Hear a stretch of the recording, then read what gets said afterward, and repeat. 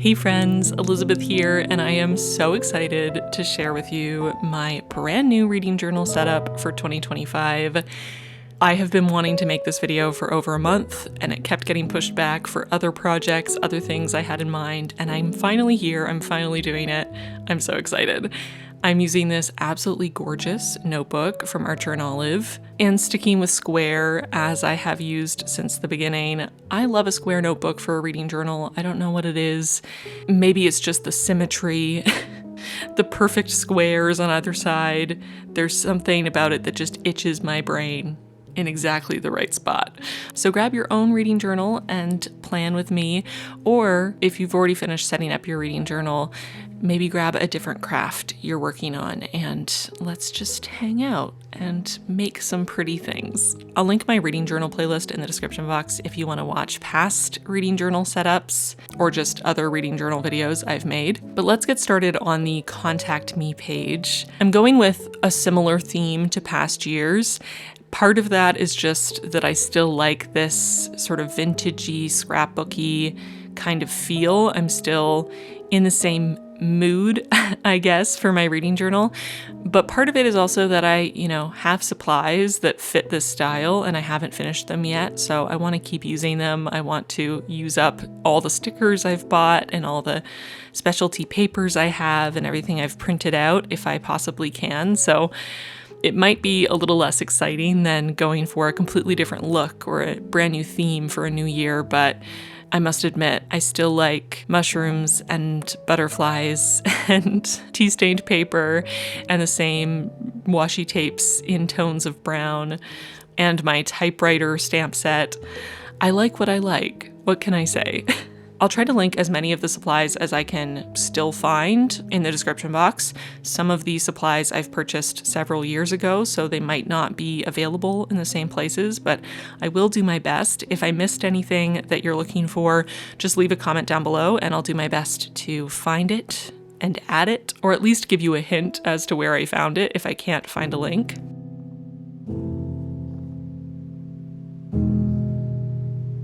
Moving on to the cover page of this journal, and this year for the first time I am doing something that my husband suggested, I think 2 years ago, which was to print out everything for my reading journal on sticker paper so that I could just cut it out and then stick it down without having to use glue, because I'm always complaining about how expensive glue is and how much I hate glue getting stuck to my fingers and how messy it is and how I feel like I'm a kid in kindergarten learning how to use glue for the first time every time I use glue because I'm so messy.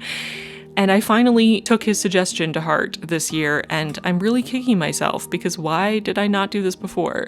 It is maybe a little bit more expensive, although I have not compared the prices. But to be fair, I find glue very expensive. I've actually been surprised by how expensive glue is as I've been buying it more since starting my reading journal, especially glue tape that comes in a little dispenser.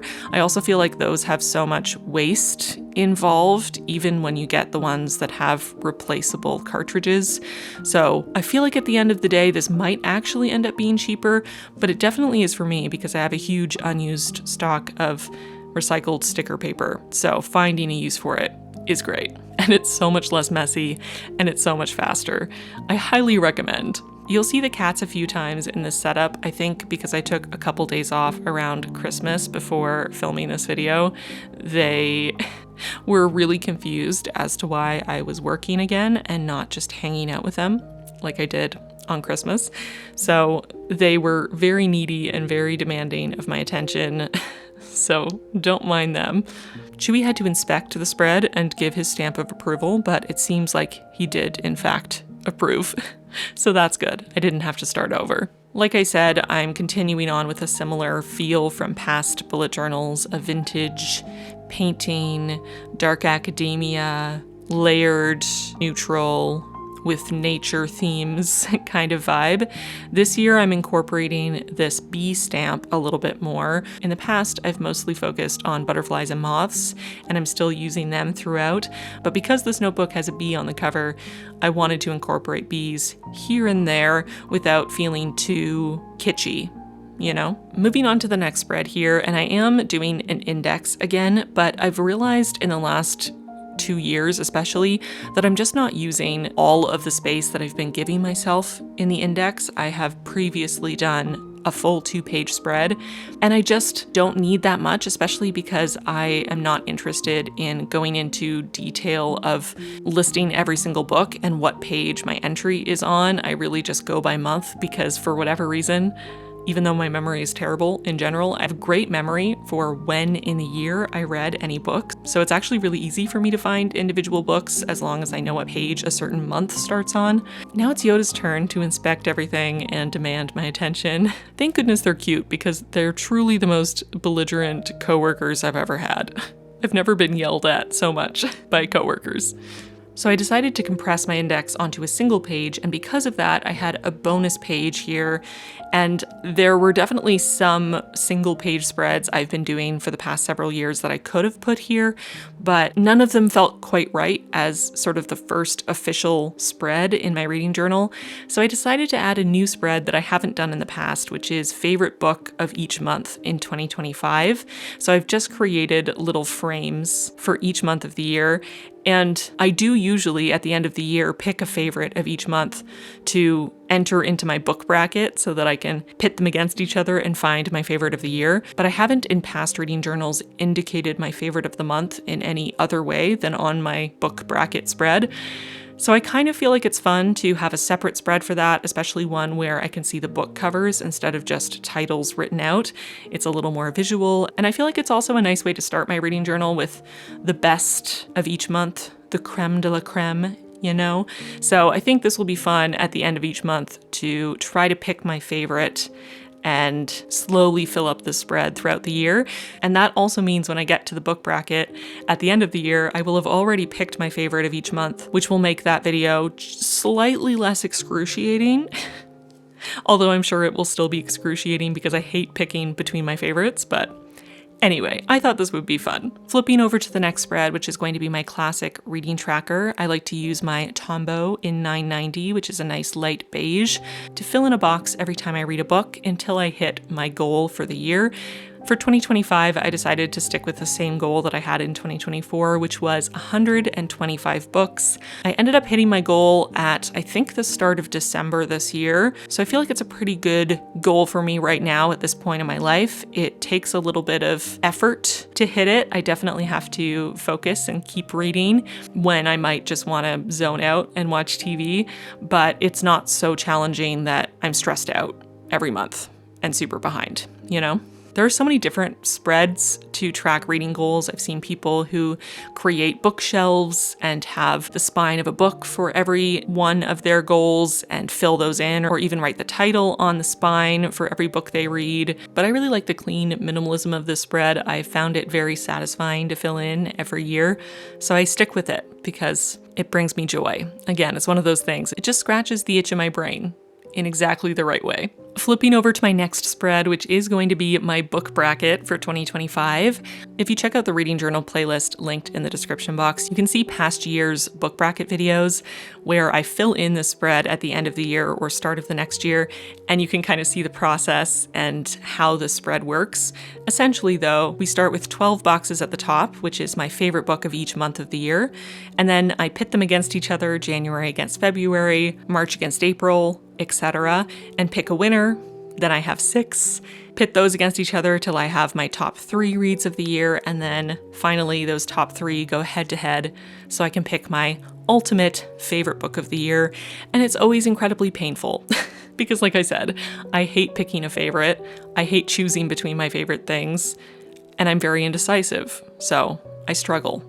My book bracket video for 2024 should be not the next video I put out after this one, but the one after that, so keep an eye out. They're always fun. And just like with the previous spreads, I'm adding little decor here and there. I'm often starting with my tea-stained paper as a bit of a backdrop. I'll link my tutorial for how to create tea-stained paper in the description box if you want to watch that, if you want to make some of your own. It's super easy. I'm almost out of tea-stained paper. I was actually worried I would run out before I finished this setup. Luckily, I had enough, but I definitely need to make time to bake some more tea-stained paper for myself because my stash is getting very low. Flipping over to the next spread here, and I am recreating some favorites, both a reading goals spread and the book bingo. I feel like I absolutely failed my reading goals and my book bingo in 2024. I just had a chaotic year and I kind of fell off on a lot of my goals and more intentional reading. I did a lot more mood reading and kind of felt constantly frazzled and behind on everything. But I just have a good feeling about 2025. I feel like I'm about to get my life together and be way more intentional and on top of my goals. So I'm going into this strong, believing in myself and creating these spreads once again. You know, life comes in waves.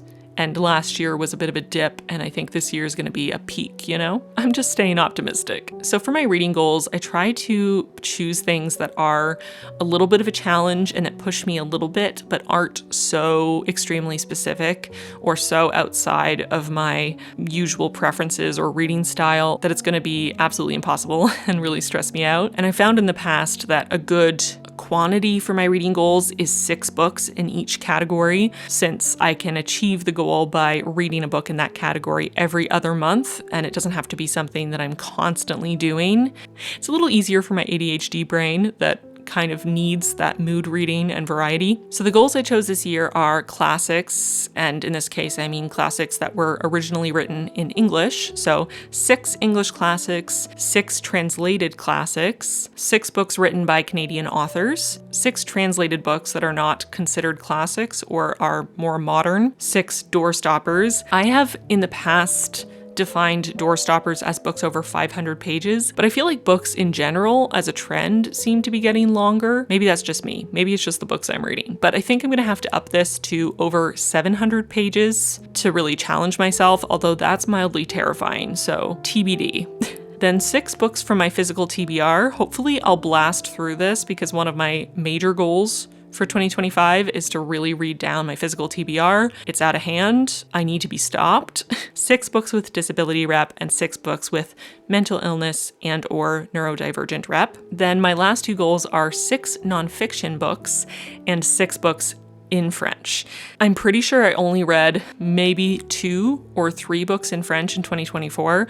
I really fell behind on that goal, so I definitely want to work on that again and just keep my brain activated in my second language through the whole year. So those are my reading goals for 2025. I definitely have other reading goals and other things that I'm always trying to do, but I like creating this spread and just having a couple different categories and trying to use it as motivation to keep pushing myself in some of these categories that I really enjoy reading in, but sometimes I can, again, get caught up in mood reading or get distracted by recommendations and forget about some of the things that I'm really trying to prioritize in my reading. And then moving on to the book bingo, as per usual, I'm using Book Riot's Read Harder challenge as inspiration for the prompts. I think I altered 2 of the prompts just slightly, but otherwise I'm just using the prompts from Book Riot's Read Harder. So I'll link the Read Harder challenge in the description box if you want to check out the prompts and try it for yourself.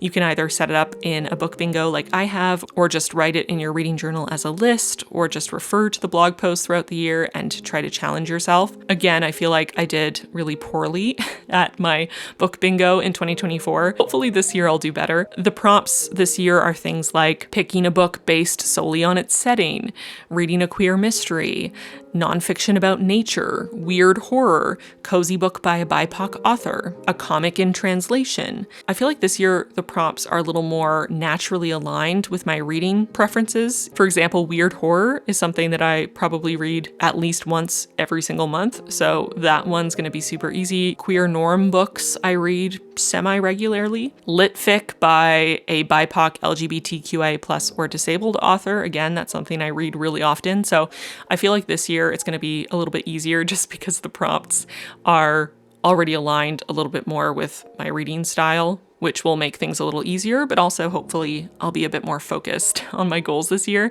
and not so overwhelmed by life in general, you know? And of course I decorated these spreads as per usual, with washi tape and stamps and stickers. Moving on to the next spread, which is going to be my 25 books in 2025. This challenge is getting harder and harder as there are more and more books involved. Again, I feel like I didn't do that well in my 2024 version, although there are a couple books that I have been reading over the holidays and might just squeak in, just finish before the end of the year.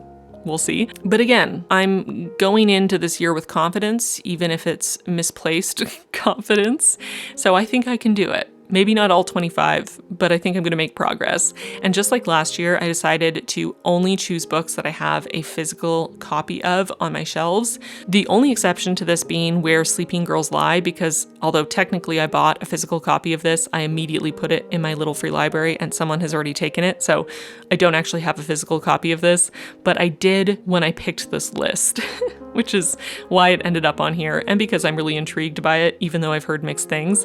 But all the other books on this spread, I have a physical copy of, taking up space on my TBR bookshelf, and they need to be read. So some of these are carried over from last year's spread, but quite a few of these are new books. And again, hopefully this year I'll do better than last year and read most, if not all of these throughout the year. It's definitely not an insignificant portion of my reading for the year. Again, if it's 25 books, that's 20% of my reading for the year, which is, again, not insignificant.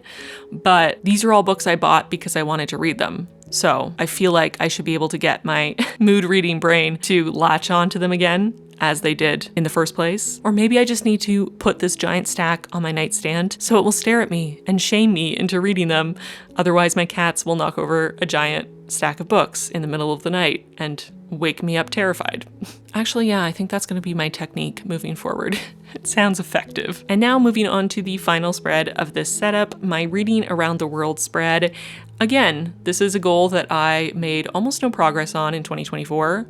But again, I'm feeling confident about 2025. I am a new woman. So this year, I'm going to make a huge amount of progress. I just know it. So I'm creating the spread again, and I'm doing it with confidence and excitement. Although I did forget that last year I made a version of this where I digitally filled in all the countries I had read from in the past, so I wouldn't have to color in all the past countries again, and I could just color in the new countries I read from. So I made this whole spread with an empty version of this calendar, which, by the way, I provide to my patrons as a printable. So if you are a patron, you can search the posts on Patreon and find this printable and use it in your own reading journal if you want to. But anyway, I made this whole spread in its entirety and was actually feeling really good about it. I thought it looked pretty fantastic, if I do say so myself. And then I realized that I used the empty version and not the pre-filled in version, and I fell to my knees in a Walmart.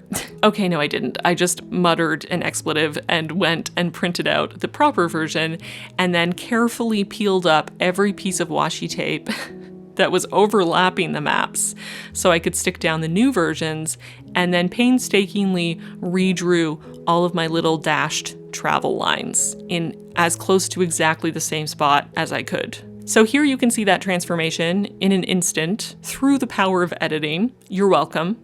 It took me way longer than an instant, but I'm glad I did it because it would have taken quite a bit of time to fill in all these countries by hand. But next year, I swear, I'm going to remember that I'm doing this and not set up the whole spread with an empty map.